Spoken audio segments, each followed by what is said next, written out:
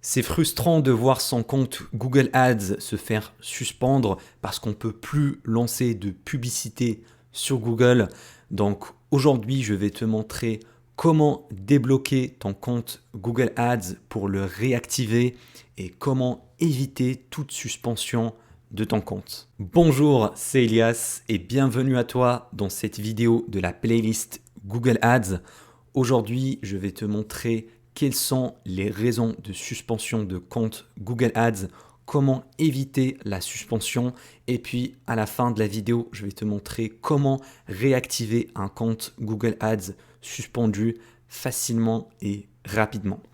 Alors, dans un premier temps, il faut comprendre que Google Ads est une plateforme destinée aux annonceurs, aux entreprises qui veulent se faire connaître et gagner plus de ventes grâce au trafic énorme qui est présent sur Google ou sur YouTube parce qu'ils appartiennent à la même entreprise.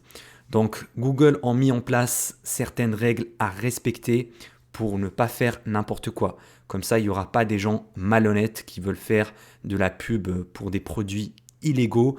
Donc tu dois respecter le règlement Google Ads si tu veux éviter tout blocage. D'ailleurs, ils ont mis en place un système d'intelligence artificielle qui va détecter tous les comportements frauduleux au niveau des paiements par exemple, au niveau du non-respect de leurs règles. Donc ça ne sert à rien d'essayer de contourner leur système, il faut vraiment respecter toutes leurs règles à la lettre, sinon tu risques d'être banni définitivement, peu importe les solutions que tu essaies de faire parce que leur algorithme est vraiment hyper intelligent. Du coup, les principales raisons de suspension, d'abord le non-respect des règles Google Ads. Ça, c'est surtout valable si tu es dans une industrie qui est réglementée, par exemple les jeux d'argent, l'alcool, le domaine médical. Tout ça, il faut y faire très attention et bien lire les règles. Je sais que c'est un peu chiant de prendre le temps de lire toute la page, mais crois-moi, ça va te permettre de gagner beaucoup plus de temps au lieu d'essayer de réactiver un compte déjà suspendu. Également, il faut éviter toutes les pratiques marketing trompeuses, par exemple faire des grosses promesses ou bien diriger vers un lien qui n'a aucune relation avec ton offre principale. Ça peut causer un bannissement. Également, pour ceux qui font du dropshipping, il faut faire très attention parce que Google, il n'aime pas trop les dropshippers puisque sur les dernières années, il y a eu plein d'arnaques au niveau du dropshipping. Il y avait des gens qui créaient des boutiques e-commerce, qui faisaient de la pub Google, qui n'envoyaient pas les colis. Voilà, ils encaissaient l'argent des clients sans envoyer les colis. Donc Google est devenu très strict à ce niveau-là. Tu dois créer un site qui est vraiment très clean, très propre, qui donne pas l'impression de faire du dropshipping avec des gros codes promo, etc. Avec tous les liens au niveau de la confidentialité, politique de remboursement, etc. Tu dois être très carré à ce niveau-là, sinon tu risques de te faire également suspendre le compte. Également, si tes publicités sont refusées à chaque fois par Google pour non-respect de règles, tu risques sur le long terme d'avoir le compte banni en lui-même parce que c'est un comportement à risque pour Google. Donc ça, c'était la première partie. La deuxième raison des suspensions, et je pense que c'est la plus commune, c'est les problèmes liés au paiement suspect, paiement frauduleux, soldes impayés, etc. Pourquoi? Parce que Google veut être sûr d'être payé, parce qu'elle offre un service de trafic et ils veulent être payés en temps et en heure. Et malheureusement, il y a pas mal de fraude à ce niveau-là. Donc pour éviter ça, on va passer sur mon écran. Alors pour éviter un maximum les problèmes de blocage liés à la facturation, je t'invite à aller sur la partie outils et paramètres, puis configuration de la facturation. Et donc là, je t'invite à remplir toutes les informations qui sont liées à ton entreprise d'une façon correcte, qui soit identique à celle des informations présentes sur ton cabis, parce que il se peut que Google fasse une vérification d'entreprise après un certain moment. Ils vont te poser beaucoup plus de questions approfondies et s'ils se rendent compte que c'est pas les mêmes infos, tu risques également la suspension de ton compte. Également au niveau de la devise, ça doit être pareil, au même pays. Pour les moyens de paiement également, tu as plusieurs choix. Tu peux rajouter une carte bleue, un compte PayPal ou un compte bancaire. Je te conseille d'avoir plusieurs moyens de paiement. Comme ça, au cas où Google n'arrive pas à débiter ta carte bleue, par exemple, si ça dépasse le paiement, eh bien, ils vont débiter le second moyen tout simplement. Également, pour les cartes, il faut privilégier les cartes physiques, donc pas des banques en ligne. Quoique, si t'as pas le choix, même les banques en ligne, ça passe. J'ai déjà essayé avec N26, avec Conto, ça marche très très bien. Par contre, ça doit être dans le même pays, d'accord? L'adresse de facturation sur ta carte bleue doit être la même qui est indiquée ici, parce que l'algorithme de Google va faire un matching entre les deux adresses pour voir si c'est pas frauduleux, si la carte bleue appartient bien à la même personne qui a créé le compte Google Ads. Au niveau des comptes bancaires, je te conseille également d'en avoir un, surtout si tu dépenses beaucoup de budget. Moi, personnellement, j'ai eu le cas d'un client avec qui on dépense un peu plus de 12 000 euros par mois en Google Ads et on s'est fait bloquer la carte bleue pour dépassement de plafond. Donc là, on est passé directement sur le compte bancaire. Par contre, là, il faut le vérifier. Après avoir mis les informations, tu vas recevoir un petit virement que tu dois valider avec Google Ads. Donc, ça peut prendre 3-4 jours. Du coup, le moyen le plus rapide, si tu veux te lancer rapidement, c'est utiliser une carte bleue, voire même plusieurs dans le meilleur des cas, et rajouter également un compte bancaire au cas où tes cartes bleues se fassent bloquer. Maintenant, après avoir pris toutes ces précautions-là, il y a également cette page-là qui t'explique tout à propos des suspensions Google Ads. Je vais te la mettre dans la description, comme ça tu pourras la lire à tête reposée. Et là, il t'explique vraiment toutes les raisons du compte suspendu. Ça peut être le règlement, ça peut être tout ce qui est également lié à la facturation, voilà les demandes de rejet de débit, les activités de paiement suspectes.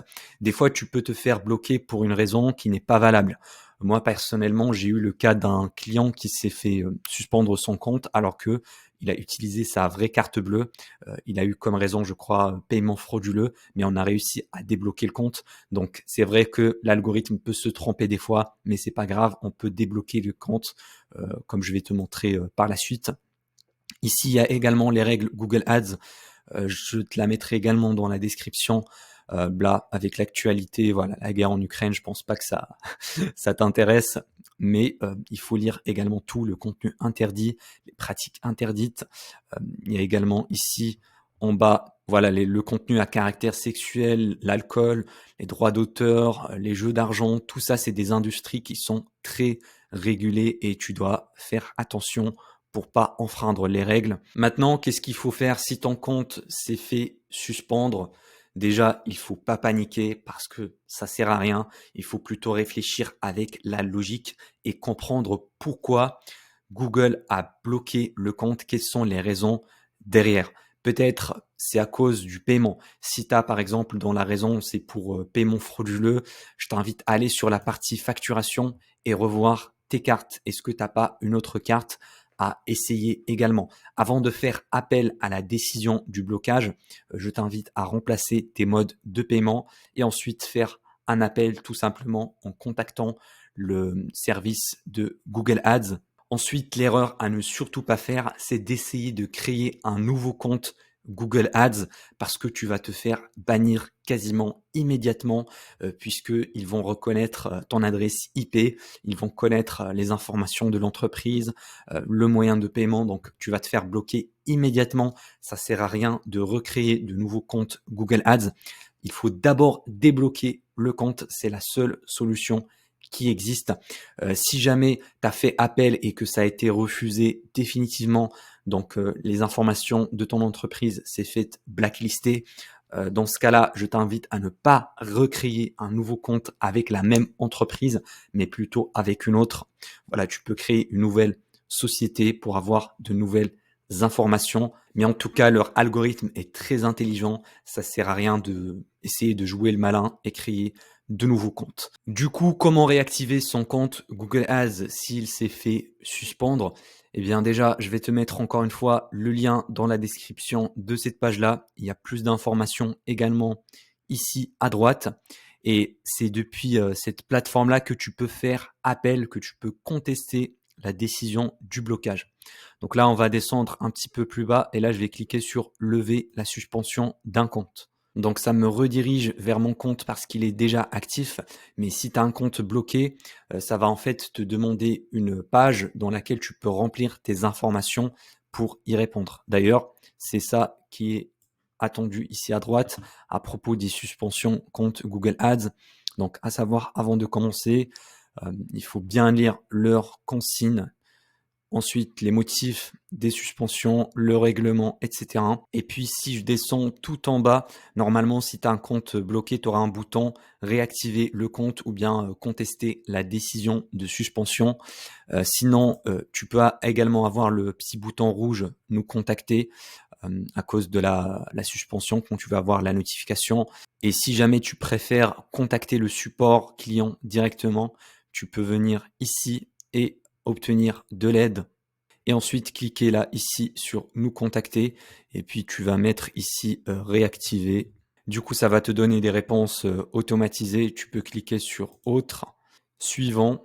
Et là, je peux contacter directement leur service, soit par chat, soit par email, ou bien ça va me diriger vers la page de suspension tout simplement. Il faut utiliser un message qui soit personnalisé. Tu dois bien leur expliquer la situation. Par exemple, si c'est pour paiement frauduleux, bah, tu leur dis que j'ai bien respecté toutes vos règles, j'ai bien mis ma carte bleue et les biens, euh, celle de mon entreprise, j'ai tout respecté. Cependant, j'ai vu une suspension, etc. Donc, il faut montrer que tu as fait quand même des efforts de recherche derrière. N'envoie pas un message en disant je sais pas pourquoi mon compte a été bloqué, débloquez-le. Non, ils vont pas l'apprécier. Tu dois être assez empathique envers eux. Et normalement, si tout est bon, tu vas recevoir une réponse comme quoi le compte a été débloqué. Ou bien ils vont te dire tu ne respectes toujours pas les règles parce que tu fais ça, ça, ça. Et dans ce cas-là, tu dois vraiment changer ton comportement, suivre leurs consignes, puis refaire une nouvelle demande. Après, ça sert à rien de recréer plusieurs comptes si ton compte est toujours bloqué. Ça va juste empirer les choses et montrer que tu as un comportement qui est malhonnête. Tu trouveras un cadeau offert dans le premier lien en description si tu veux atteindre les 10 000 euros par mois avec ton agence marketing en vendant des services Google Ads comme ce que je fais personnellement. Donc, on se retrouve dans la description. C'était Elias. À la prochaine.